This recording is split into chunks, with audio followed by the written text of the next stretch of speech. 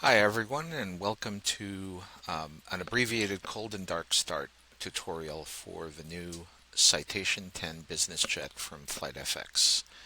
Some of you may have seen the tutorial video that I did for the studio. That was an official recording.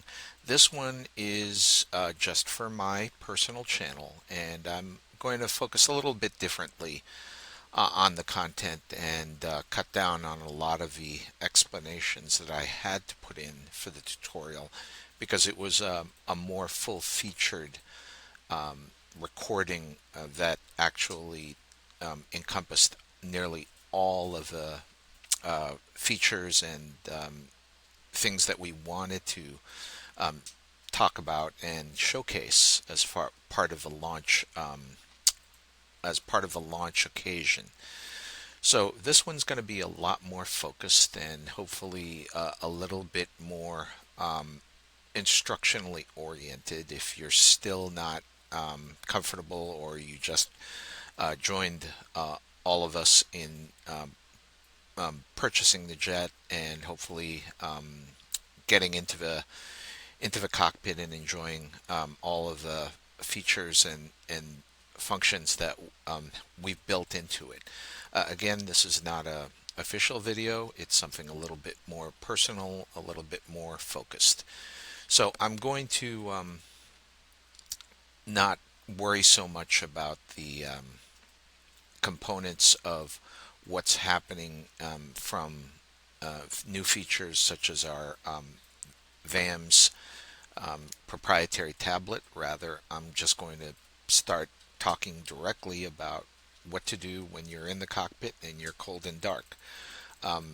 For starters, I'm going to configure the aircraft a little bit.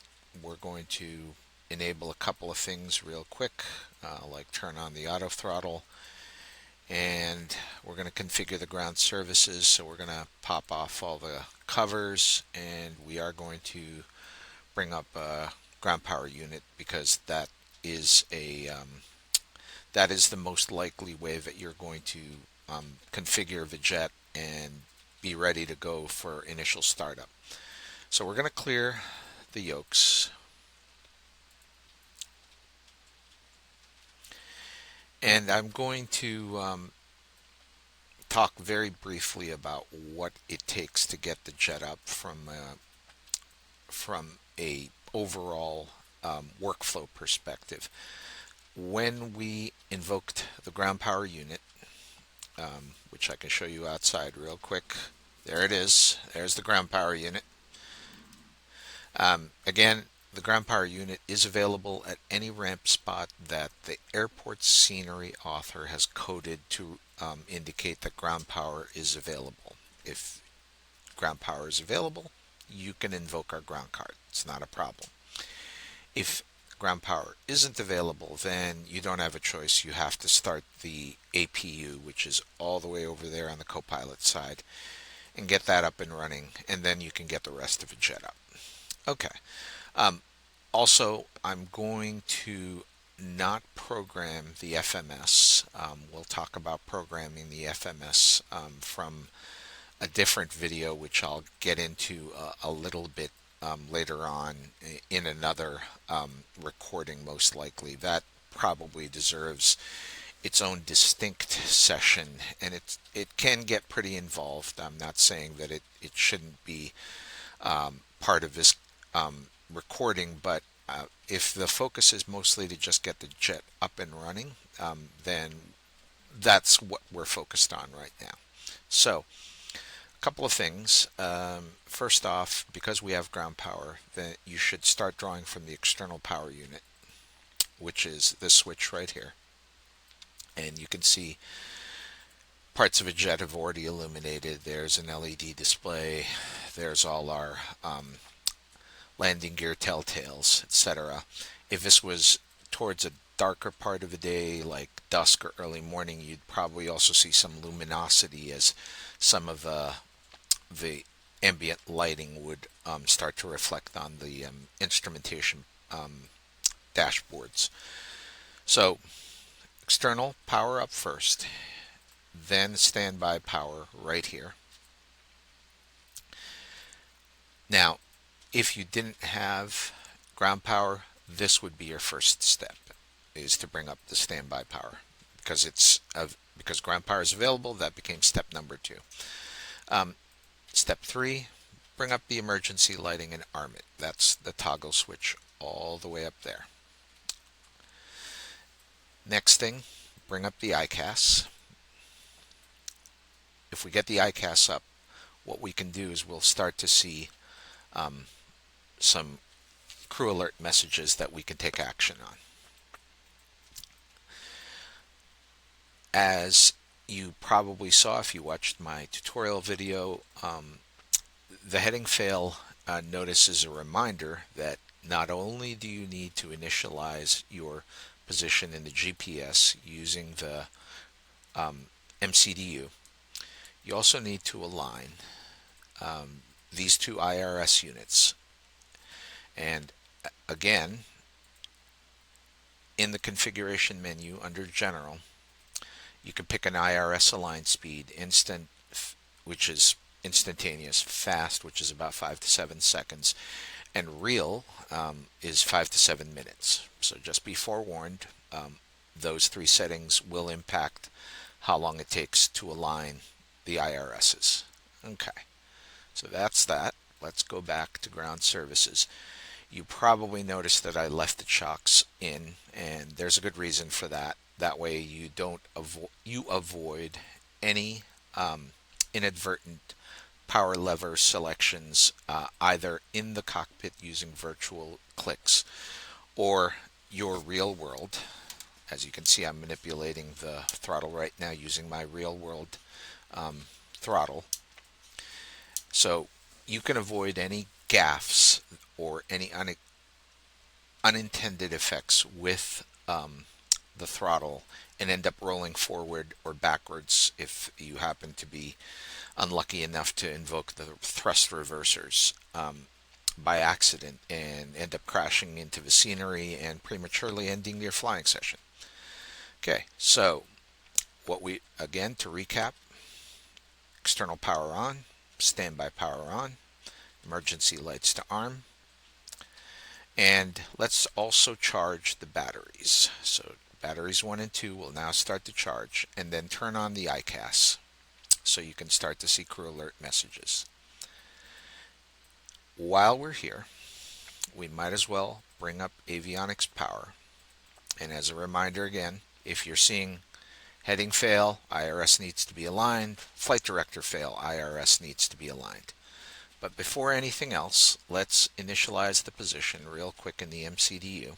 That tells the aircraft, please take present position and load it in. And it does that automatically, by the way. All I did was hit pause init, just like it is on the second MCDU. This screen appears, and then after a few seconds wait, the GPS 1 position will take last known position, which is current position, and load it. And all you got to do is just confirm it by hitting the load button, load skip key, and it says loaded, confirmed, and then you can go to the flight plan. And we don't have a flight plan loaded at the moment. That's fine. Again, as I mentioned, MCDU programming is worth its own recording, so we'll break that out in a separate session. The objective is to get this jet up and running. Next, before you do anything else, while you're here from a workflow perspective, you've already initialized your present position. Let's align the IRSs. How do you do that? You take these 2 switches and you will bring both of them to align. When you bring them to align, the yellow align light will illuminate, and then after a few seconds, or whatever the speed choice that you made in the VAMS tablet, the nav ready will illuminate, align will extinguish, and then you can move the knob from align to nav. And that's all you've really got to do. So let's just do that right now. Both switches to align. You can kind of see it. Yep, there's align.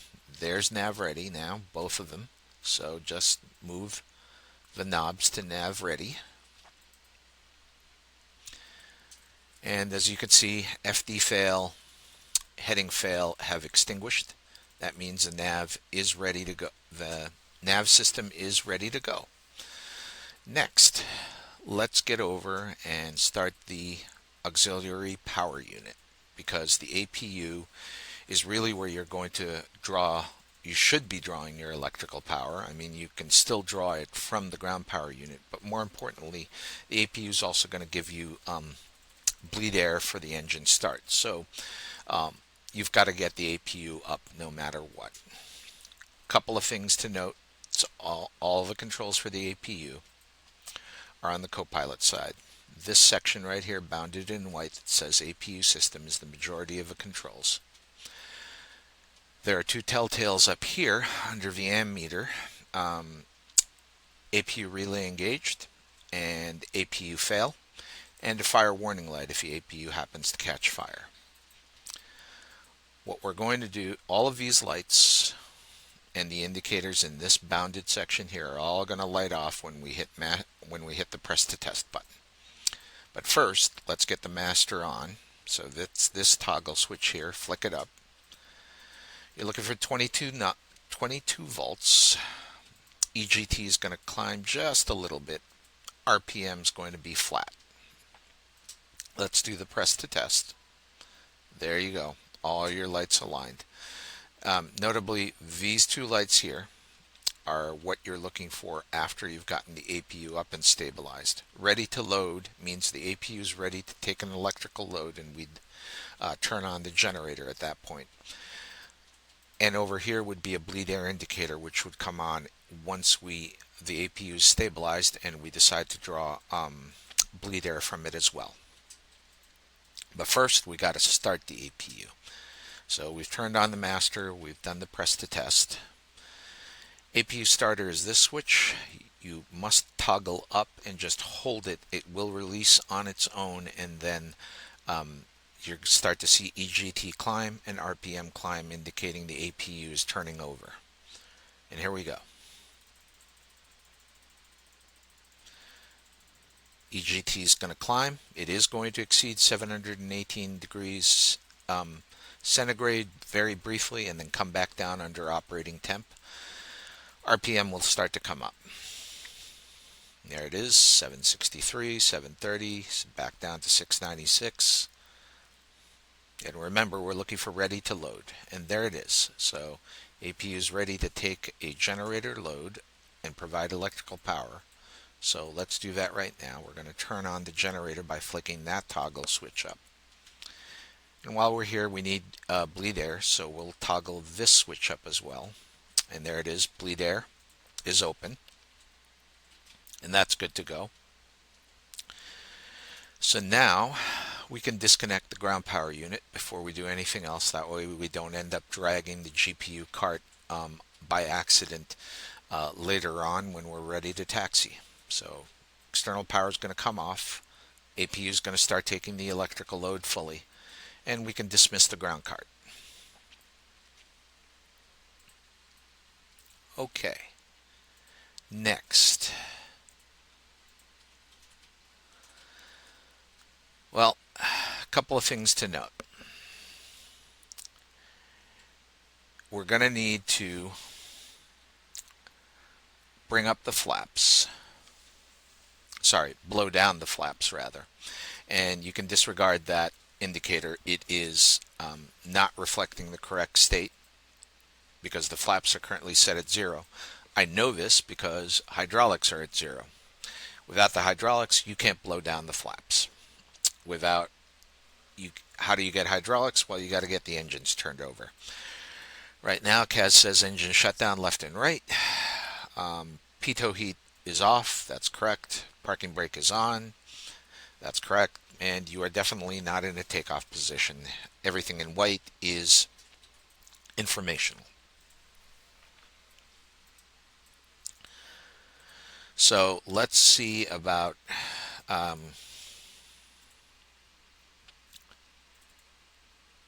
getting some indicators up.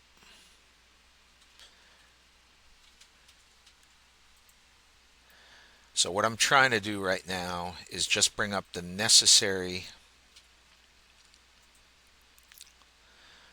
displays. There we go.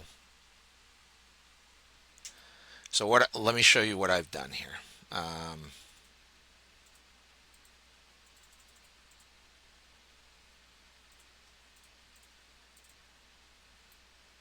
going to reset all of these settings. What you want to do is you want to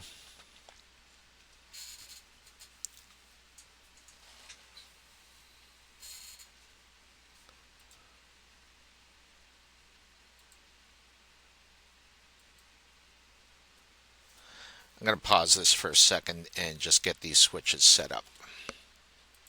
Okay, folks, we're back. So, as I was mentioning, we got to get the flaps down. The reason that we got to get the flaps down is it's part of a takeoff checklist. At that point, you can also trim the stabilators for takeoff position. And more importantly, as part of the MCDU performance tables, you need to be able to generate your V-speeds. Your V-speeds will not be generated until your flaps are down and set ideally at the 15 degree mark, which is standard for takeoff. But in order to get that done, we got to get the hydraulics up. In order to get the hydraulics up, we got to get the engine start. So let's get the engine start. These are the default pages that you should see when you come into the Jet Cold and Dark and you don't do anything else. So for engine start, I recommend that you switch the following views so you can monitor the situation during engine startup. First is the center ICAS screen. Use the engine subpage, which will substitute the electrical system and the hydraulics and bring in, you can start to see the FADEC, your start pressure, and that the bleed air valve is open. What we're going to do on the left side MFD is we're going to set it to the system. So let me just show you. We're going to set it to ICAS system, that soft key right there. And then we're going to set fuel and hydraulics.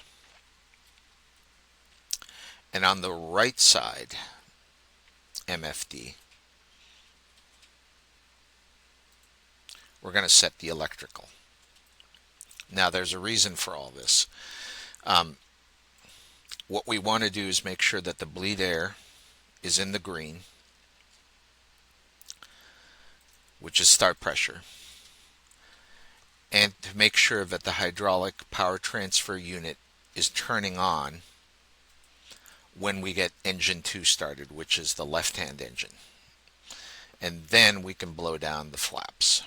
Okay, so as a reminder, we're pulling bleed air from the APU. And what we're going to do is we're going to make sure that these two cutoff switches are set on the power levers. Most of us who have real-world throttle controls don't have enough travel in our throttle quadrants to get to the cutoff position. So we created a hotspot to force both throttles into cutoff, which is the necessary starting position. So that also means, by the way, that for best practice, your throttle quadrant in the real world, your hardware throttle quadrant, should be at the bottommost position as well. That way you're not inadvertently triggering a movement out of cutoff. So that's all set. And for engine start, we're going to press the right hand FADEC button right here. We're going to watch for N2 to come up beyond 10% and then bring the corresponding power lever out of cutoff and into idle. So you're starting to see N1 come up, ITT come up, fuel flow, oil pressure, oil temperature. And you're starting to see, of course, a differential in the hydraulics. There you go. And notice A is low because it's actually hanging, it's starting to bounce back and forth because it's hanging off of engine 2, which is the left-hand engine, which isn't started yet. And notice we've got electrical feed coming off of the engine as well. That's why the electrical panel is up on this side. And right now FADEC is hanging off B, and we've still got a good start pressure. So that's good to go.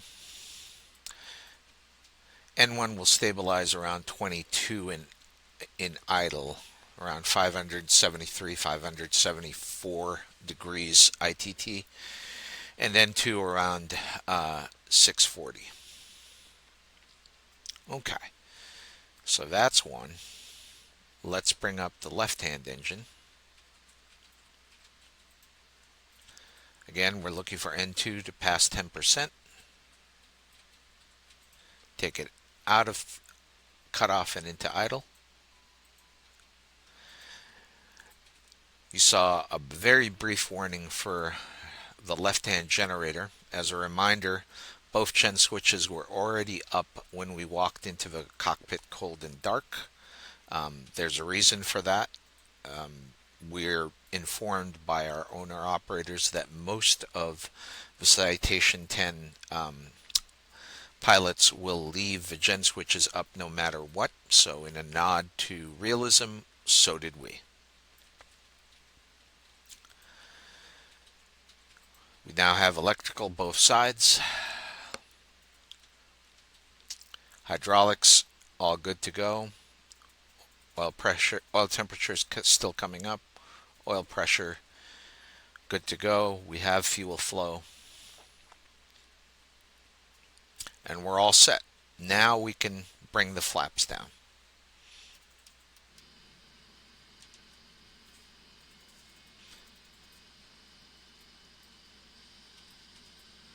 And you can start to see the flaps coming down right there and extending out. Now you can see positive indications on both the flaps and the graphical display. They both agree. And you now have a takeoff setting on the stab trim. So just simply use the electrical trim, whatever you might have for that purpose, and dial in stab trim until the needle turns green, and then you're inside takeoff range. And what we'll do here is we'll take out the electrical, hit return, clear these settings so that we can get additional readouts back on the MFDs as needed. We don't need those displays right now that we've achieved a good engine start. So we'll switch ICAS back to norm.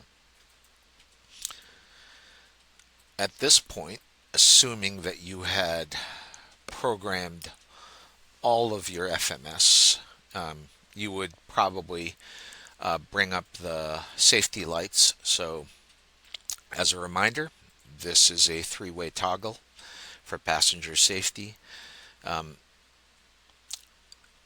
Toggling it up only turns on the seatbelt warning sign. Toggling it down is more useful for takeoff because it will turn on seatbelts, no smoking, and the exit placard over the main cabin door will be illuminated. We'll also turn on ground recognition at this point. Nav and recognition lights. And then the only thing that you need to do after you taxi is these two switches here are the pitot heat, so you would need that in order to clear that CAS message that says port and starboard heat off. That indicates the pitot-static heating system, which of course you don't run for an extended period of time on the ground because they are temperature sensitive equipment, and running it on the ground for an extended period amount of time can damage both the instrument itself and or the skin of the aircraft. Down here are your taxi lights to the left, and these two are the landing lights. So you would just simply turn on the landing light at that point and begin ready to taxi. And that, folks, is the abbreviated cold and dark start.